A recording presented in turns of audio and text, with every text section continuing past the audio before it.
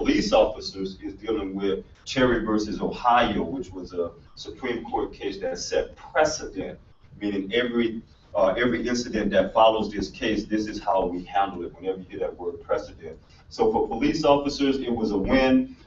For citizens, it actually was a loss, just depending on which side of the pendulum you're on. And so for police officers, it allowed police officers the opportunity and the freedom to be able to stop an individual if they have reasonable articulable suspicion, RAS, that this person could have been involved in a crime or is about to be involved in a crime. Reasonable suspicion. And so that gave police officers a lot of leeway to be able to stop you, citizen A and B, during the course of their duties. Now, on the flip side of that, which we're talking about the Fourth Amendment, as a citizen, you would say, well, I don't think police officers should have that right just because they have reasonable suspicion. What gives them reasonable suspicion? Why? Because I'm Hispanic. Why? Because I'm black. Why? Because I'm in this type of neighborhood. And so these are the competing arguments that we have. However, looking at it from a criminal justice perspective, let's get in the criminal justice box, not citizen box. From a criminal justice perspective, police officers feel that it's awesome that they can have this as a tool to be able to combat crime. And so the argument or the debate that we will have today is stop and frisk something that you think that police officers should be able to use?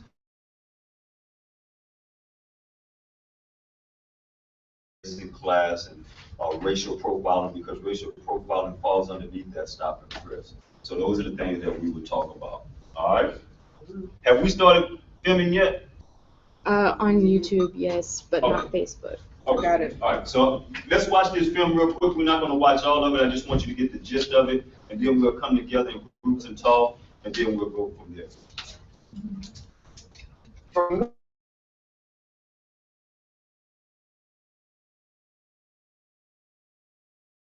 Are watching. But for many others, thousands stopped on the streets of New York because they look or act a certain way. Encounters with the blue and white breed fear, frustration, and anger in a force that some say is bent more on intimidation than serving and protecting. So here's my co-anchor, Bill Weir. Wait, what's your hand that's against the wall? It's the kind of scene that could play out on any given day in any city in America. Your hand against the wall. Men in blue stopping young men of color. I might be right? As tensions rise. In this case, a robbery suspect is caught. Listen to me, you're not free to leave. Turn around. What am I being arrested for? I didn't do anything wrong. The others released, and the cops managed to keep it.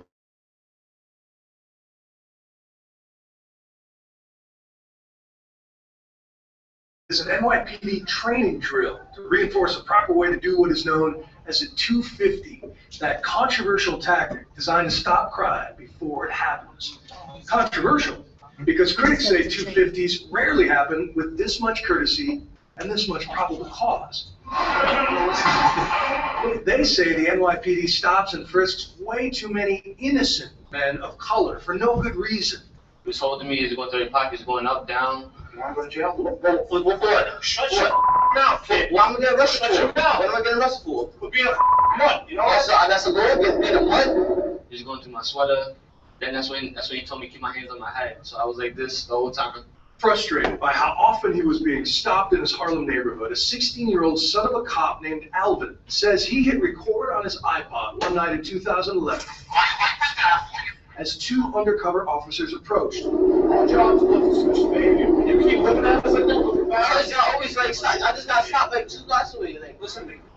When you're walking the block with your hood up, you keep back to us like that. You're going to have something. It is one of the few known recordings of something that happens nearly 2,000 times a day in New York, but whether this is the exception or the rule is a debate dividing America's biggest city. I don't think it was a unique stop for Alvin or any of the other young people that I've talked to personally. When activist filmmakers Aaron Schneider and Ross Tuttle heard the recording, they spent 8 months convincing Alvin to go public for their short documentary, The Hunted and the Hated. And we said, was this, the worst encounter you've had with NYPD? And he said, actually, no, it's not. He said, I've had worse. Why you pressing me out for? Why you pissing out for? Why you touching that? What happens to officers in a stop like that? There is a civilian complaint process, and indeed, there is a civilian complaint review board. Ray Kelly is the man in charge of the NYPD. We have a system to address that. Now, I'm not talking specific about this case because I don't know about it, but we're human beings here. We make mistakes, and we may have people who inappropriately stop individuals, but by and large, I don't believe that is that's the case. It is event specific. Since taking over in 2002, Kelly has presided over the most dramatic reduction in crime in modern American history. Last year was a record low shooting, down 25% this year. Like his predecessor, Bill Bratton, Kelly believes in proactive policing. And done properly, the 250 is a Supreme Court-approved method of stopping crime before it happens. But here is the controversial part. Of the thousands of daily stop and frisks, only 6% lead to an arrest, and a little over 1% actually turn up a weapon.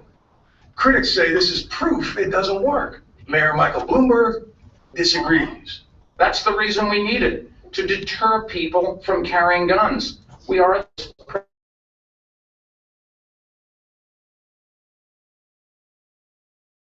department should be run according to the standards of political correctness, not public safety. COP says first preventers only works with the strong backing of City Hall, especially in the face of this statistic. Even though blacks and Hispanics are a minority here, a majority of people stopped, around 84%, are young men of color. How many times have you stopped and frisked? 7 times. 7 times. Yes, sir. And you're how old? 17. In his neighborhood of Flatbush, Brooklyn, Kasim Walters has witnessed gang shootouts and watched young men his age bleed out in the street. I've seen people shot over there on North Strand Avenue. But after a number of rough 250s, Then they turned me back here, and then with them banging my head into this. he says he's more afraid of the law than the thugs. And a few blocks away, he shows me the memorial of a 250 gone bad that fills him with even more dread. Oh, look at that. It's still here. When Kamani Gray adjusted his waistband,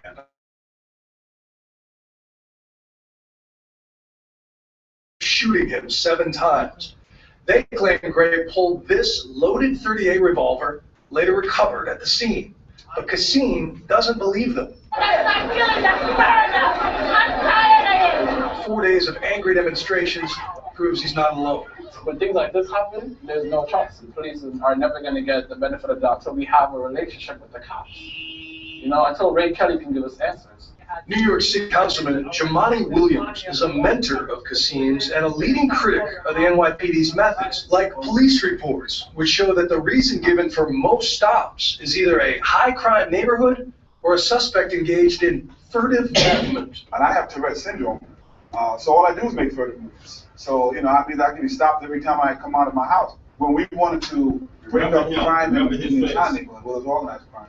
I don't believe they stopped every Italian person that they saw, and I don't believe if they did that, they would have gotten away with it. So I think we deserve the same respect in the community that look like that. I've been around a long time in this department. Our relations now are better than they've ever been.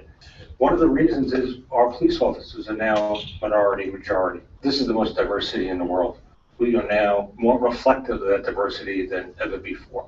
But more minority cops doesn't mean all of them are supporters of stop and frisk. I was stopped by police officers because of my race, because of what I look like. They stereotyped, they racially profiled. I knew that I didn't want to do that. Pedro saw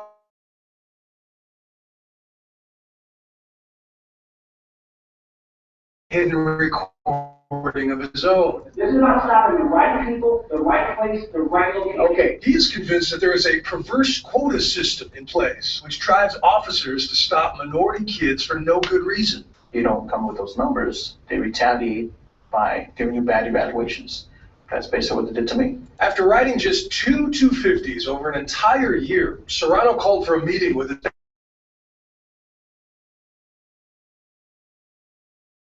and recorded this. Again, taking my neighborhood where we had the most problems. Right. And most problems we had there was robberies and grand larcenies. And who are those people robbing? The problem was what? Male blacks, and I told you the roll call, and I had no problem telling you this. Male blacks 14 to 20, 21, that's 7% roll call. Right there is when I lost it. You want me to stop everybody, the good people and the bad people, so you can get your numbers. The 9-year veteran is a witness for the Center for Constitutional Rights, an advocacy group now suing the NYPD, not for money, but to change its stop and frisk policies. While Serrano and his attorneys say this is proof of racial profiling, the NYPD insists the inspector was talking about specific suspects in a specific string of crimes, and that Serrano was fishing to collect damning evidence for the lawsuit. For context, the inspector also said this. 99% of these people in this community are great hard-working people, but we still have one of the most violent communities in the city. Yes. And to stop 2 people, to see only 2 things going on, that's almost like you're purposely not doing your job. This is a business. We have almost a $5 billion budget a year. So we run it like a business, and it's fair to ask the employees here to do their fair share. How does a number of 250s a month, a week, a year affect an officer's career? If an officer continually doesn't do what the commander wants him to do,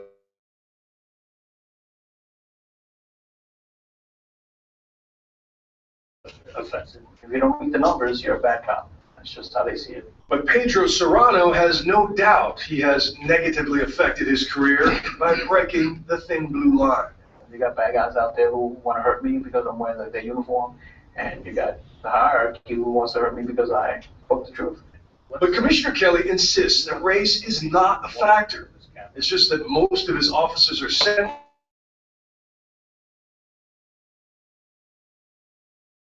describe their attacker as a black male. the percentage of people who stop, it's 53% African American. So really, African Americans are being understopped in relation to percentage of people being described as being the perpetrators of violent crime. The stark reality is that crime happens in communities of color. They are being disproportionately victimized. I think that might be enough for you guys. Just curious what you would say to the kid, the good kid. All right, so what I'm going to ask you guys to do to get into groups, just remember your number 1, 2, 3, 4, 1, 2, 3, 4, 1, 2, 3, 4, 1, 2, 3, 4, 1, 2, 3, 4, 1, 2, 3, 4, 1, 2, 3. 1s, 2s, 3s, and 4s together. So you.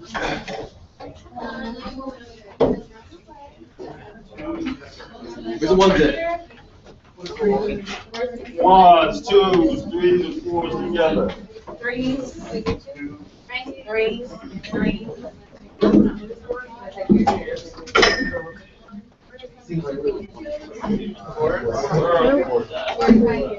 One, 2, 3 are right here. 2s are right here. 2s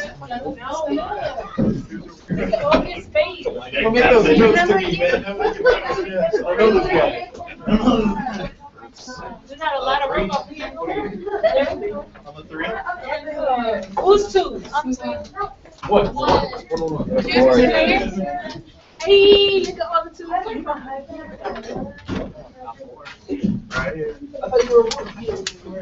Yeah, we were 1. Oh, I thought you were one over here. One over there. Yeah, one over there. One over there. 3. One over there. My turn now. Can I move this back up? Oh, no. Watch it. Grab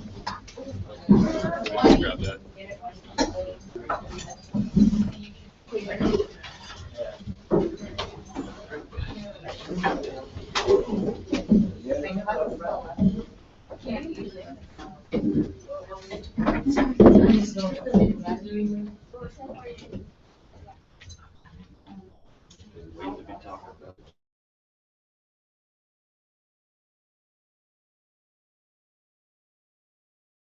So we got an opportunity to see exactly what the stop and frisk and proactive policing. And so proactive policing is a term that is used in law enforcement, meaning that we're going to go out and prevent crime before it happens. So we're proactively addressing the issue. So one of the questions I guess we can start off with is, do you feel that stop and frisk should be a tool that police officers should be able to use.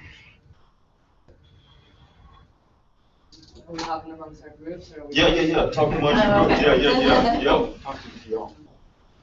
This is. Do you think it's, do you think it's racial profile? There. They show that it does help to prevent crime. But it is definitely racially biased.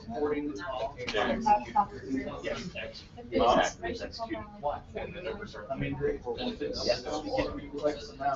6%. Well, that's only 6% that lead to arrest. That's less than 1%. But yeah. I make the argument that is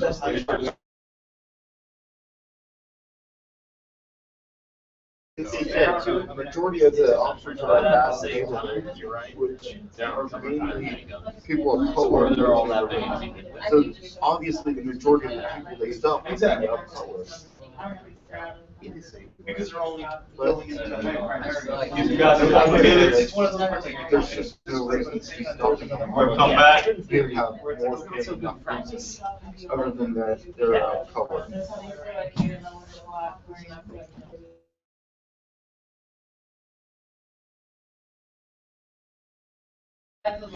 Because they're in a bad neighborhood. That's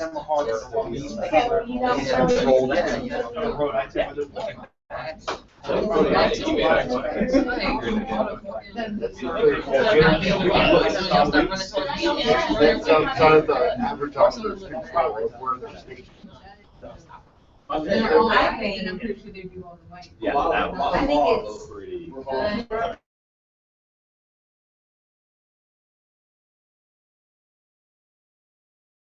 I'm gonna go up. I'm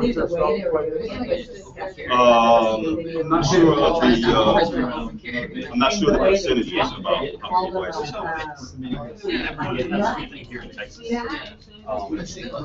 Does that, would that make a difference? I don't know how many. They have to be on at all times. So just in case something. Mishandling. They're gonna feel like they might be. Whatever, let's just go.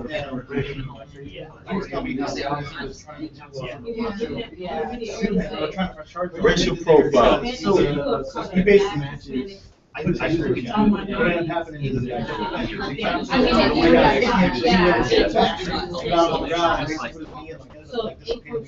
they should what he had. All right, are we ready? You guys kind of have your thoughts together? Until we can implement that, it shouldn't be used at all. It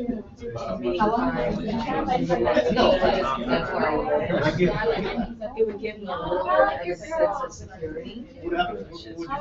All right, are we ready? Let's bring it back in. But if they like that, I know. Let's bring it back in.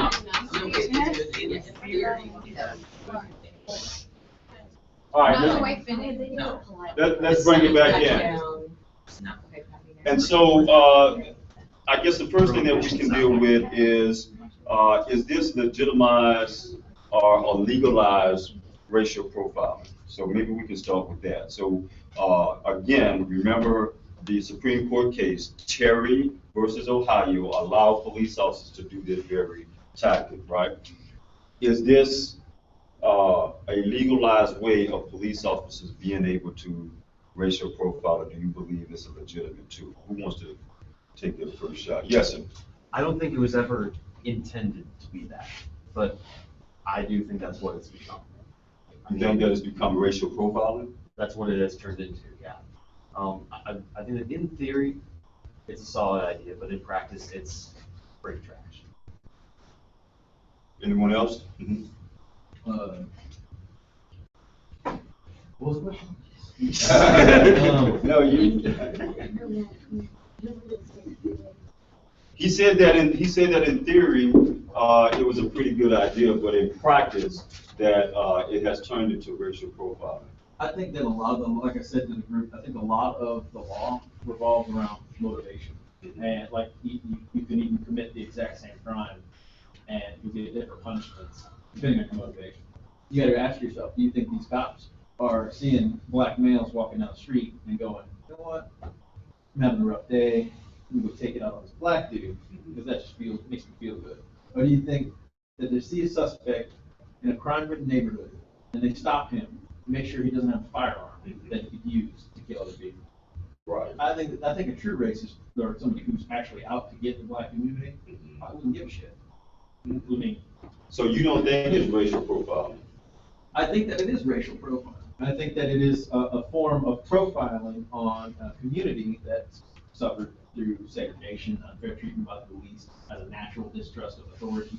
You know, it's all built up to a community that separates themselves from law enforcement because, you know, a black guy in the 50s calling the cops might as well shoot himself in the head.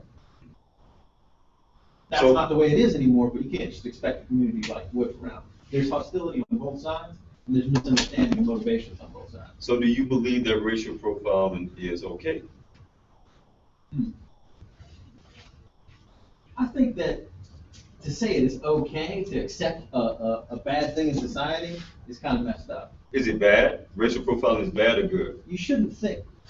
My father once told me. He's a true politician. Whoa. Is racial profiling? I'm hearing the narrative. Eat your face. Is racial profiling, in your opinion, good or bad? My father once told me that to judge to think you know something about someone else based on the color of their skin does a disservice to yourself. That being said, why do we have racial statistics? Why do we study these numbers? Why is it out there? Just because we're bored? It's information. The more information you have in a split-second decision, the better you can make an informed decision. So if somebody says, that guy, that black dude, the one with the hoodie pulled high, is acting suspicious because the 9 other stops I made where the black dude was walking around with a hoodie and he had committed a crime, it's going to lead me to believe that you know. Well, hold on a second. It's not profiling based on like I woke up one day and decided to not like something. So you're saying racial profiling is legitimate? I'm saying that racial profiling exists and it's not going anywhere. You're saying it's legitimate? How do you legitimize something like all black people are this way, all white people are this way? It's just a thing. It's just going to be there. I'm going to assume that my black friend likes sports because most of the black dudes I know like sports. Is that racial profiling? Yeah. It's there. It just happens. You like sports, Mr. Johnson? Is it legitimate? Is it legitimate? Well, should police officers be able to use racial profiling and they don't have to say, well, I'm just... No, they shouldn't. They shouldn't. They need to look at the numbers, the statistics, facts. And but isn't that what they use? no, but it's not racial profiling because if they're in my neighborhood and they're looking at the numbers and the facts, they're not necessarily going to knock on a black person's door when they're trying. Like I was telling my group earlier, there was in my white neighborhood, there was a huge drug gun bust last night. Huge. They recovered pounds of marijuana and pills and all guns.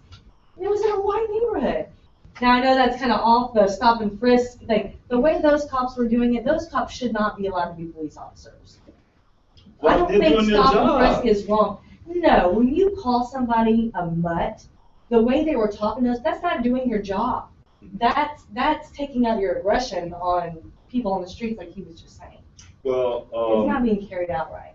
Well, a police officer would argue that group of individuals who they are policing, the underclass, they don't understand anything but that. You can't be polite to them. They don't respect that. But that's not what they tell you in your training. They don't tell you, oh, go talk to a Hispanic person on the street and be like, oh, you're a mutt. Basically, that's like telling him like you're a piece of shit. So as your superior, I can't tell you in our policy treat them like that. But when you get out on the street and you deal with that underclass, you're going to know what they respond to and what they don't respond to. So what you're a lot of them is respond based to on your discretion. Huh? It's based on your discretion on the job. Based on your discretion on the job, absolutely. And so a lot of those police officers, not because they are, they feel that Hispanics or blacks are were being taught to in that way, but remember they police this area all the time, and so they understand what conversation gets across. So, hello, how you doing, Ashley? I'm Mr. Officer Friendly today. I'm here to serve you. That doesn't get across in those type of neighborhoods. So the cops, number one, they need to have more cops of the race. If they're patrolling a black neighborhood, they need to put their black police officers over there. Just to, I mean, I just read that in the chapter. That doesn't make a difference. That puts the guards down a little bit. Of the people getting stopped, they don't automatically jump to this white cop is harassing me. You know, there are plenty of cops that grew up in those type of neighborhoods, and they want to make things better. Put those cops in those neighborhoods. Okay. You know, maybe that would decrease the violence of it.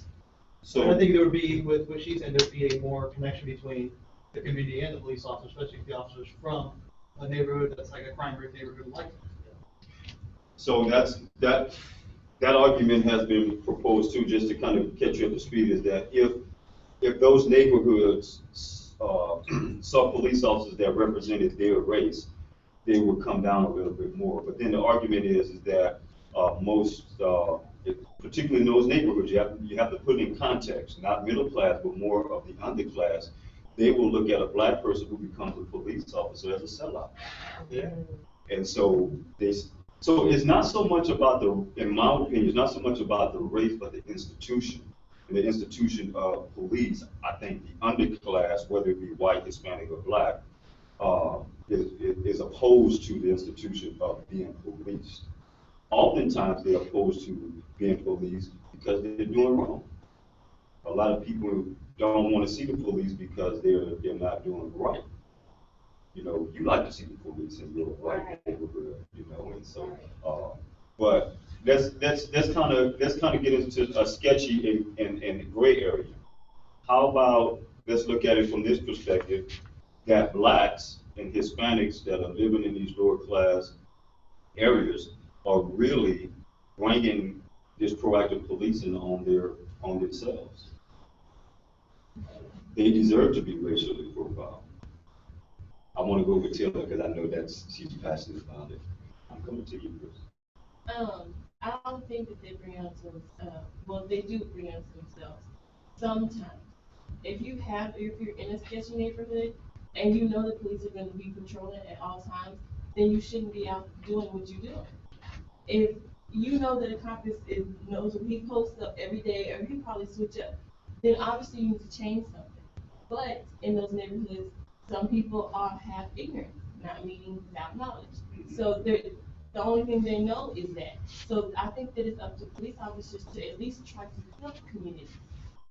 So how can I help a community where the community statistics, someone mentioned statistics, where the statistics show that this is where all the homicides are happening? How would you be if you was a police officer in Chicago right now with all these homicides? Have y'all seen the latest statistics? Yeah. How would you be? Would you be, how you doing, sir? Or how would you be? Yes. That's my point. I didn't mean to get too politician-y, but the bottom line is racial profiling, yeah, it's bad. But how are you gonna judge somebody who's in a life or death situation using every single piece of information they can to protect themselves and protect others? It's not just like a one-shot deal. It happens all the time, every day. So police officers in these neighborhoods, should police officers be able to stop black and Hispanic males like we saw because they feel that they may be criminals? No, everybody should love everybody, and we should all hold hands and sing songs. That shit just doesn't happen. I want to hear like somebody who's totally against stop and frisk. Like, how do y'all think crime should be handled in those neighborhoods? And I'm just curious, like the people who think it's terrible to stop and frisk. Like, if you were a cop, how would you handle crime in those neighborhoods? Do you think it's wrong, John, that blacks are getting stopped If I was a criminal, I'd disproportionately? try to get an erection And as I- fast as possible. Huh? What? The cop would have that same look on his face. Let's hear what Nick has to say. Let's listen to Nick. First things first. No, I do not think they bring it upon themselves. The situation that they're born into is already a losing one. So, how do you get out of it? How do you improve? The answer is any way possible, by any means. Hustle, grind. Do what you gotta do for advantage for yourself. And sometimes that goes against social norms.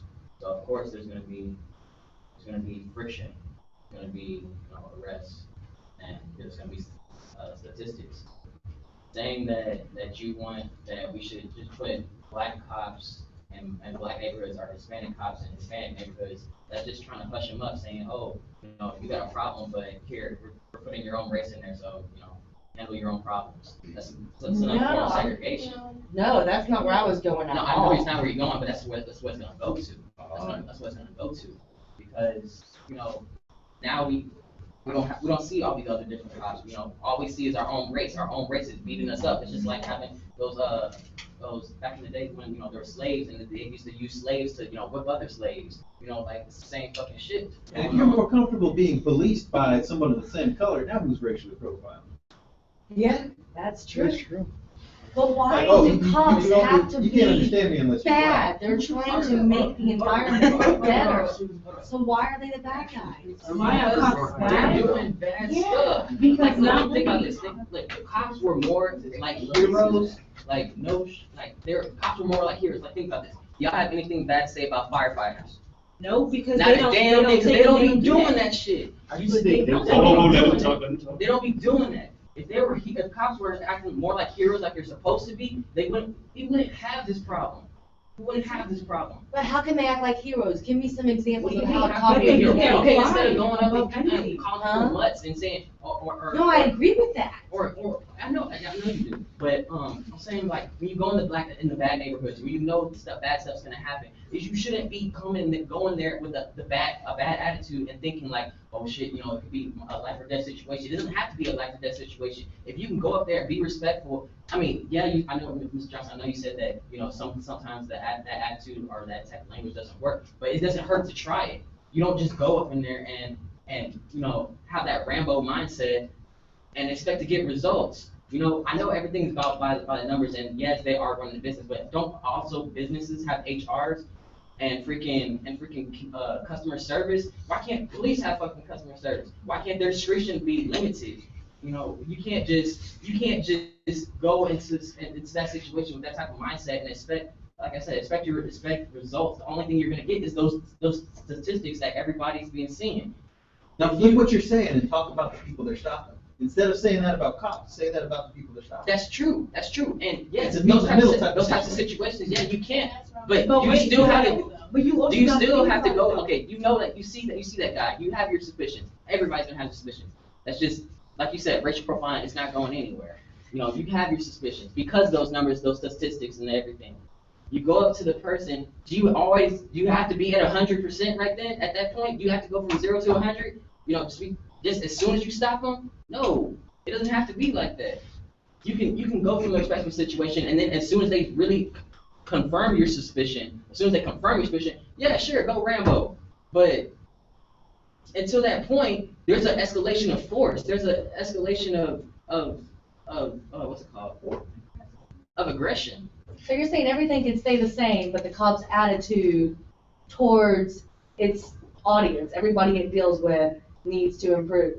Yeah. But Yeah. Because I agree you're not completely talking with about that. But the So thing why is that improvement the reason society? why it also That's like gets a that way global thing. is because Yeah, the cop too. goes with the attitude of, I'm the cop, y'all need to listen to me. You have these niggas in the street that they're like, I'm a real nigga, you're not gonna come talk to me like that. That's why it gets like that. If a cop comes to you respectful, any money back, But hold. Can I say this? And I'm just gonna help you with. I'm not going against you. But why should a black person have that mentality that I'm a real nigga? Regardless if you're a real nigga or not, this is authority. This is authority. That's the law. But being honest, seeing that video, Real cops here. no, like seeing that video, being from that hood, because I live right around the corner, right there in that spot, Church Avenue, Nordstrom, Flatbush, all of that.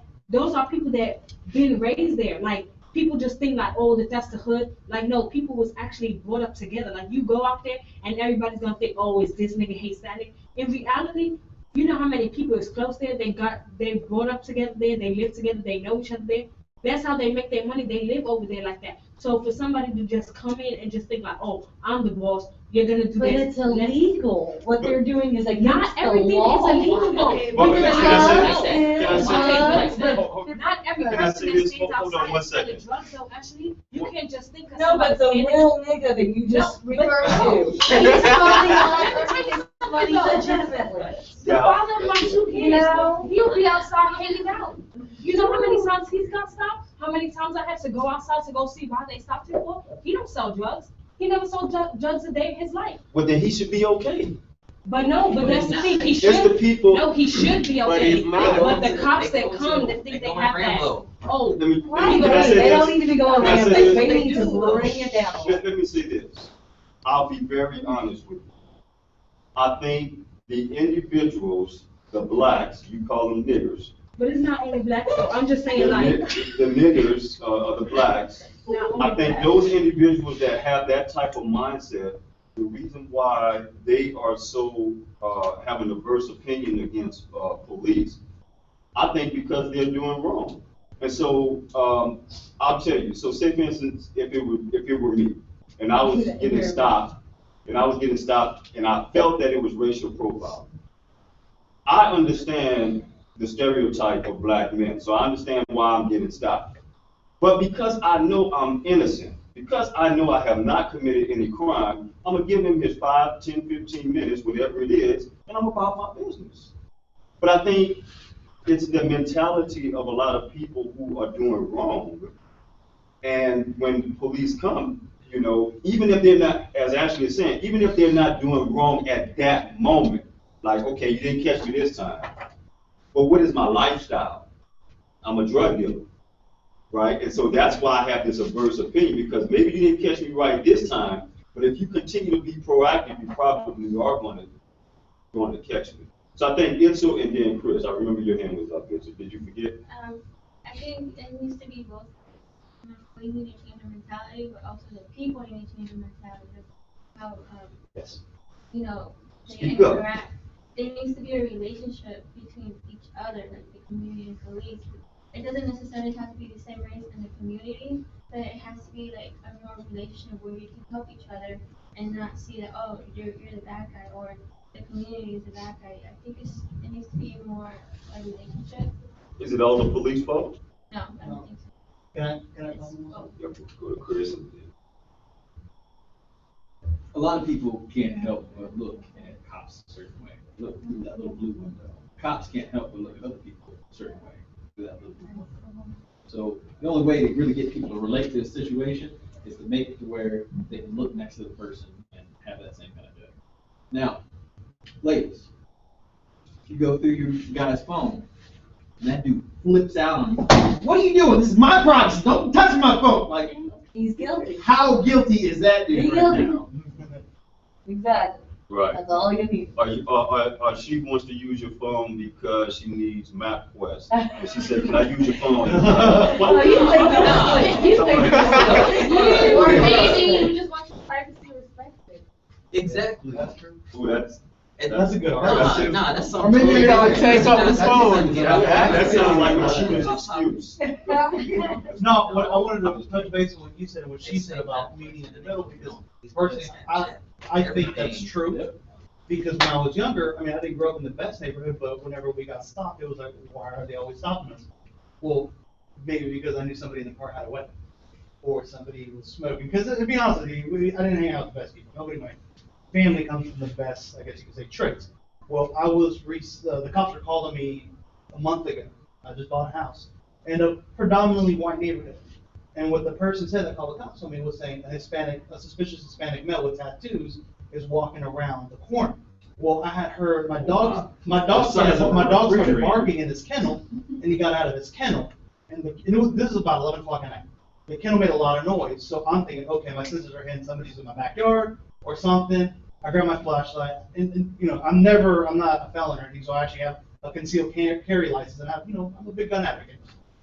So I can legally own. So now whenever I do get stopped, yes, sir, I do have my CHL, I do have my weapon in my car, everything's cool. So I pull out my gun, I look around the corner, I put my gun back inside, I go around the corner of my product in the cornerhouse, look around, nothing, okay, something started with my dog, could have been a possum.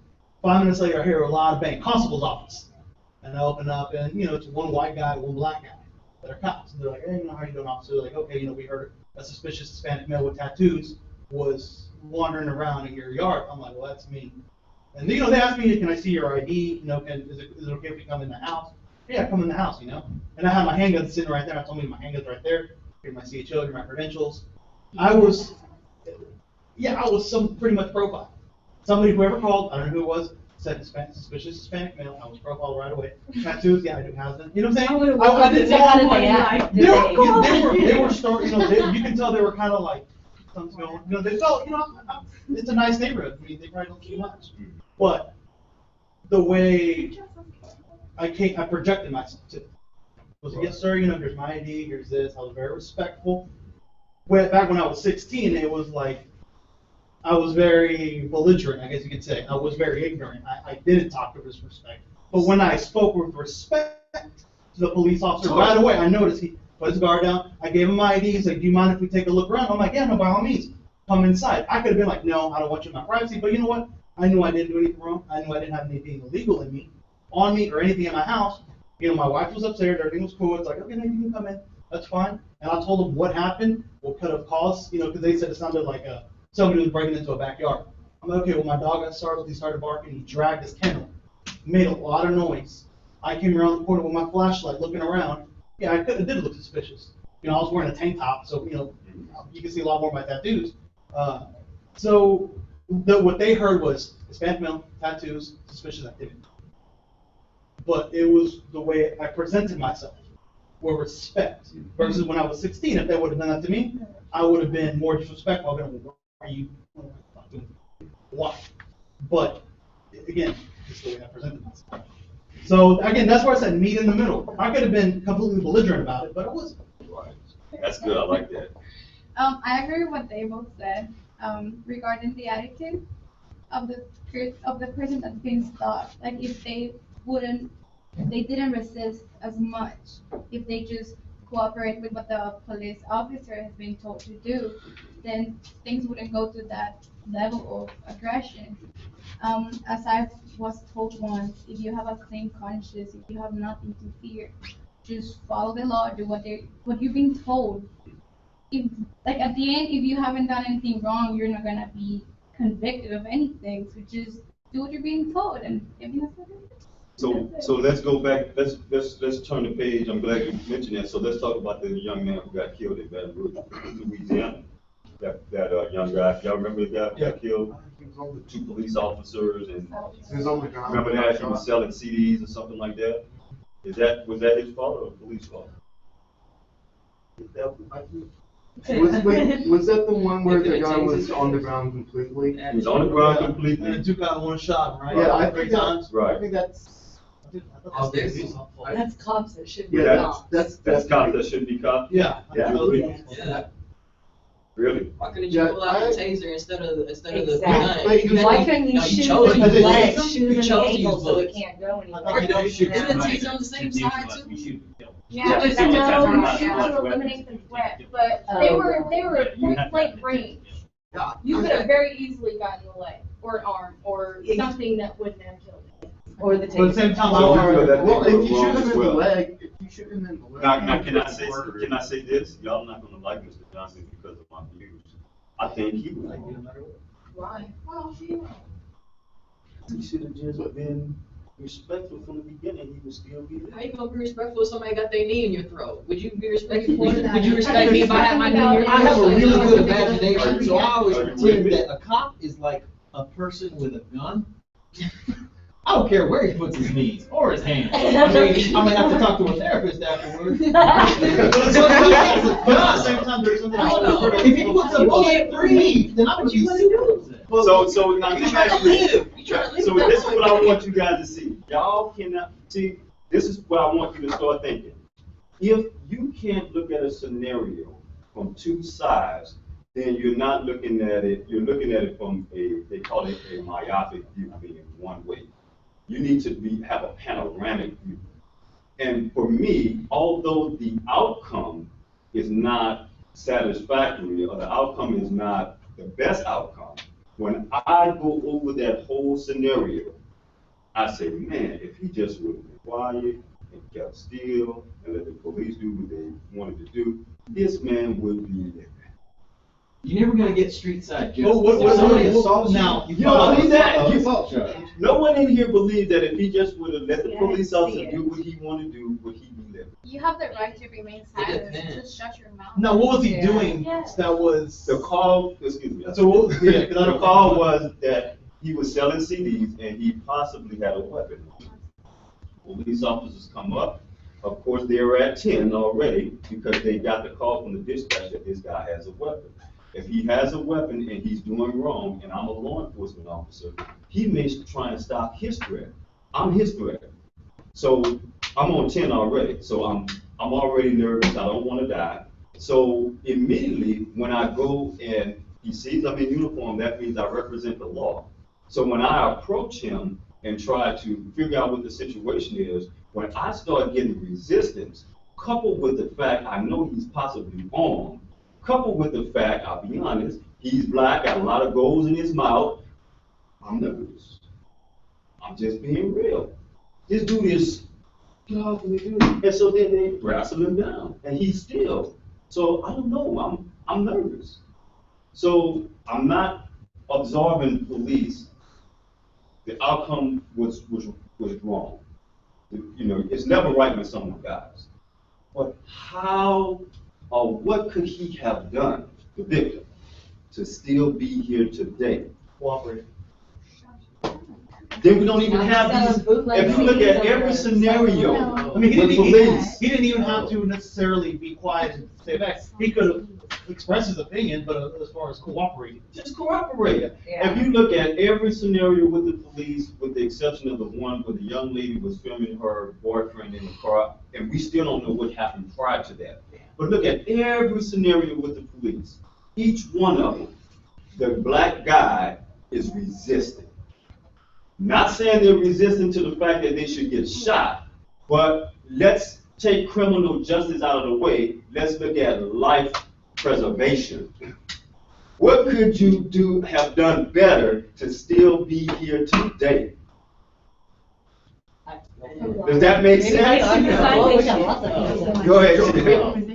And then we're going to tell Cynthia, John, Nick, and then we'll finish up. I'm going to show you one thing and we'll see. Go ahead. I mean, if you forget, you're right that he should have cooperated, but also wasn't it said that the clerk inside said it was okay for him to do that? So who was it that said, oh, well, I think he's suspicious because he's got a weapon? Also, it goes into the same race thing. A black police officer, if he grew up in that neighborhood, he's not going to be as scared going into it.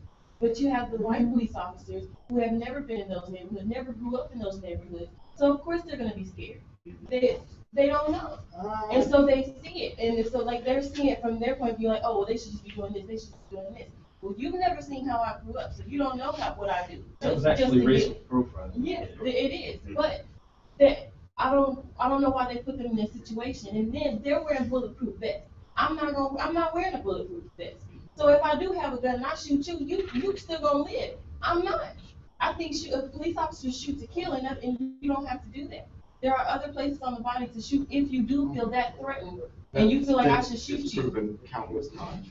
Let me help you with that. Shooting me in the limb, because if I shoot you in the limb, I could hit an artery before the ambulance shows up. Okay, but what's the chance of somebody shooting somebody in their heart and shooting them in their leg? They have more of a chance of it getting shot in the leg than they do in the heart. Yeah, but if I shoot somebody in the leg, okay, let's can I help you out? I want to help you out. before you go into your narratives, John, just to help you out so that when you're talking to other people that you will be abreast with this information. Listen, there is no such thing as a warning shot, and there's no such thing for police officers to shoot to wound. You shoot to do no such thing. If you feel that you should be able to, that the situation is called for wounding, you shouldn't use your gun. Use something else. But when you use your gun, and don't be afraid to testify, I meant to kill him. Because that's why you're using this gun. But if you ever get on stand and you say, yeah, I shot him to wound him, well, why did you use a deadly weapon to wound him? That's the verbatim what it says. Does that make sense? In the law books. You should either knowingly, if you use deadly force, you should knowingly or either should know that the weapon you're using is deadly force. Right. You have to justify deadly force. If you pull a gun, you can't say, I did it to wound him. Right. You can't do that. It's like someone breaking in my backyard. Okay. Like if someone breaks into my house, I pulled out my gun to scare him. No. But you're not a cop. It doesn't matter, but it's still the same scenario. Wait, say it again. If someone is what? Like they're saying you pulled out your gun to shoot him. There's no warning shot, or I did it to wound, whatever. Right. Still the same scenario. If you come into my house, you try and break in, I see you in my backyard, I'm gonna grab my gun to scare you off? No. Exactly, just like you said. He just took his gun out. Yeah, my goal, it doesn't matter if I'm a cop or another person. So if a cop's coming at me and I have a gun, same thing. I'm gonna take that gun out, shoot the cop if I feel threatened by the cop. Just like the cop feels threatened by me, cop's gonna shoot me. It's a weird scenario, but I think I know what you're doing. You get what I'm saying, right? No, yeah, like yeah. cops are feeling threatened by us, and that's why they're shooting us. But it's just take the same situation and put yourself in that situation. If you're feeling threatened by someone and you have a gun, you're just gonna pull it out and be like, "Oh, look, I have a gun. You should be scared." No, you're stupid. But here's what's going to have to happen. And for any scenario, whether you're a police officer or a citizen, and you use deadly force, you're always going to have to say that you felt that your life was in imminent, right now. Yeah, If you can't prove that, then you committed, as he said, a crime. Yeah, and also what I was gonna say is like a bunch of these like videos and a bunch of these people getting killed and all this because a bunch of these things people are taking videos like, oh, this and this, like they put him on the ground. I'm sorry, but a bunch of these people are being over dramatic. Like some people are on the ground like, I can't breathe. You can breathe. You wouldn't be able to talk if you can't breathe. Except for that one guy. I'm just saying, you wouldn't be able to say, I can't talk if you can't breathe. Like, so these people are being over dramatic about stuff to make it seem worse, to make society be like, oh my gosh, they're doing this. Oh my gosh, the cops are making it. You get what I'm saying? But do you get what I'm saying though? That was his last breath. I can't breathe. Pow! No, I'm not saying like technically shooting him. No, there's been like other cases before is what I'm talking about. Like where they like had their leg on him or whatever. You're talking about Ryan Wolf. Okay. I don't know. John, But the whole point did I miss is people anyone? are over Go ahead, John, and then we'll wrap it up. Okay. Several things. Make it just one thing. What all in one? One thing, it's really important that the dispatcher tells the officer what the 911 caller said, because half the time they don't get enough information from it. Like the kid who was shot with the BB gun. The officers were told that he was shooting people. That's what the officers were told, that he has a weapon. They weren't told that it might be fake. They were told it's a weapon. So when they got there, hey, this guy's shooting people. We need to respond appropriately. The guy in Walmart with the fake gun, the person called the police saying that he was pointing the gun at people. Yet no evidence showed that he was. Yet, so that when the police showed up, they thought it was an active shooter. Mm-hmm. So they responded appropriately.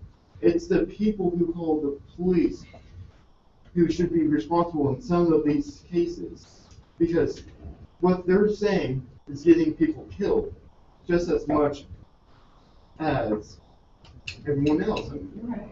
Let's add a dimension to something All like. right, real quick. Riled up for no reason. Real quick. And then my neighborhood, someone called the police. No, let's cut it short now, because Yeah. it is 10:42. Yeah, let's cut it. Listen, real quick. Um. All right, so I need to do a poll, and I want you to get this, because this is gonna be some real good stuff. No disrespect. Yeah, no, Here, no, here, I here. he has to say All right, something as well. real quick.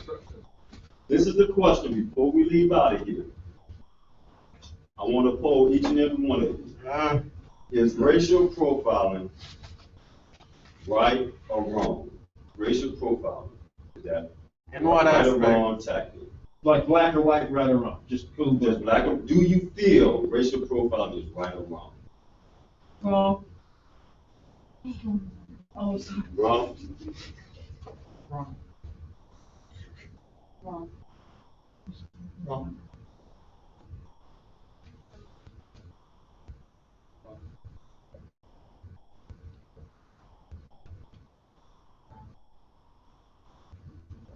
Wrong? Wrong.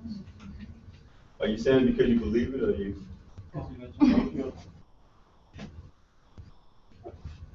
Man, step I'm out. there with you. Say it, something a politician. Right, but I don't believe that, I can't. Oh my judge God, somebody. something a politician. It is hard because it's wrong. Yeah. Taylor, did I get you? I'm with Chris. What, right or wrong? I don't know, just, Right. I don't know. Okay. I'm with Chris, whatever you put You with put Chris. wrong, he said it was I wrong. just technicality. Oh. The only one that can see in gray. I never think black. Did I get you, John? Yeah. You got me. Wrong. Britt? Wrong. Nick? It's wrong. Bill?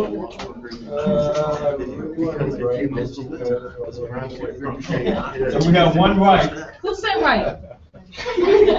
All right, Gage? Yes or no? I don't think that there is a right or wrong for this one. Okay. It's not black and white. Okay. It's not one of those wrong. Think it's right?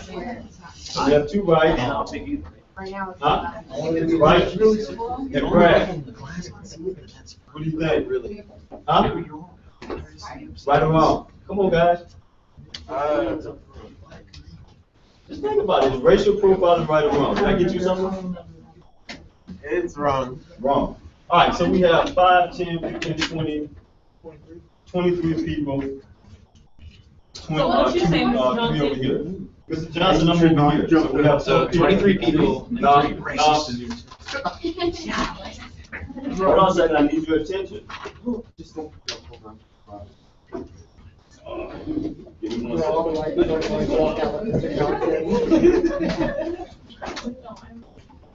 I'm noticing it's a lot more than just black and white. Sometimes it's right, sometimes it's wrong. I think you need to go All on right. statistics. You don't have facts, whatever. I mean, it's a border you're gonna be looking for a black male. Okay, put it this way. When's the last time your life depended on judging somebody by their race? Listen up. You know, it's a different situation. Listen up.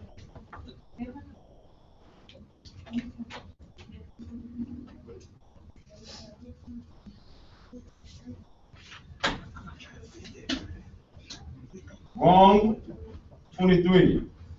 Right? With 3. Right? 4? 4. All right. Listen to me. I need you to listen to me. With this scenario, I don't want you to overthink it. I don't want you to say, what if this, what if this?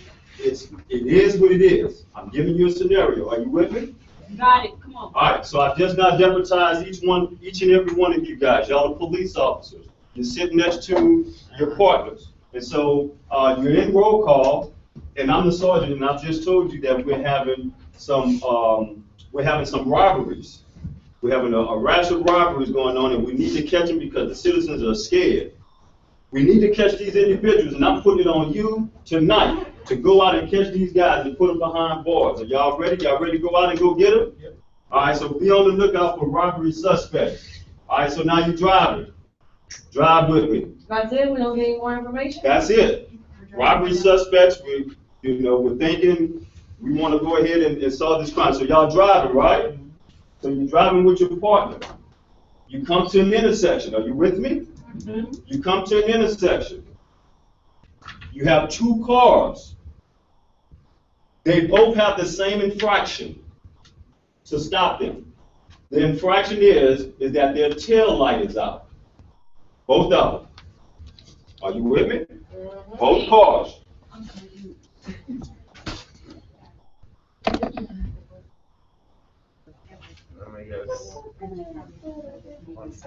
All right, just how Mexican are the guys that we're looking for? JK, hey, you, I see you moving around. All right, so this scenario is called Let's Be Real. I just gave it to you, I deputized you, you have a partner in the car with you. You have two cars. Which car will you stop? Both of them. Which car will you stop? Which car will you stop? Which car will you stop? Come on, we don't have time. Which car will you stop? Which one will you stop? I'll stop counting one. I wouldn't stop either. I'd be copied in the trip. Which car will you stop? One. So that's three. Which car will you stop? One. Which car will you stop? Which car will you stop? Which one did I? Which car will you stop? Which car will you stop? Which car would you stop? Which car would you stop, tell me? Which car would you stop? See, we're not being real. Which car would you stop? Which car would you stop? Which car would you stop? I'd put on my lights and do her. Which car would you stop? Which car would you stop? Which car would you stop? All right, so you guys, listen up. I'm losing you. This is real scenario. Which car would you stop? Which car? Oh, which car? Huh? Escape me, because I'm stopped on the floor. You would stop. Okay, which car would you stop? Okay, so we got three over here. Which car would you stop? You got a partner. Which car would you stop, Dave? He's in your car. You need to ask. Get out. Which car would you stop, Dave? Come on, Dave. We're not. Which car would you stop? Long together for life. But no, Which one would you stop? have one of them go on the other side of the car. Which car would you stop, Bill? Okay, so y'all got, which one would you stop, Brad?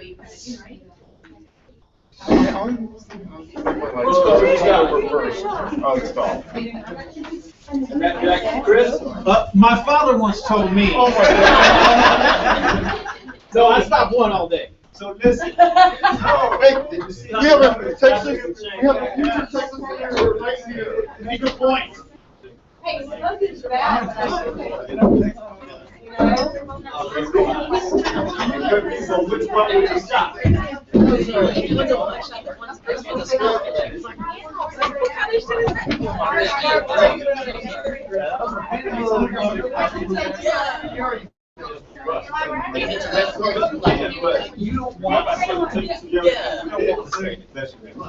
don't want Which one would you stop? Your first expectation. You only can choose one. Yeah.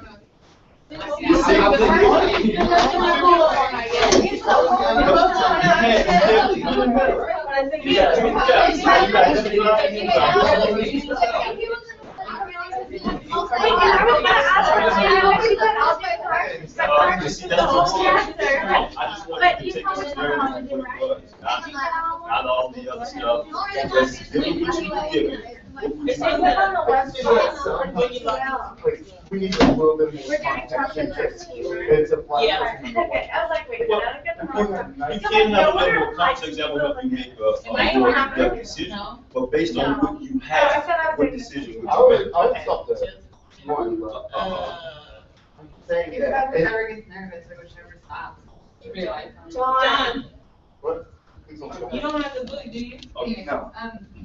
I think you can get it online. You can get it online, but can you pick You should be if you, Cause I've done like the test, everything good. It's not like I'm not like. How about High whoever attendance. does, I was gonna say, if you do one, how, cause it's 1, Yeah. 2, 3, 4, so your 5. attendance is gonna be a How about lot, like whoever but does you the law should be part, okay she does if 1 you, and 2, cause that has 3. if you continue to stay And the rest of these have like 4. Yeah, cause there's, I mean, Cause I've then done that that availability availability, those are all good, like, you know, it's.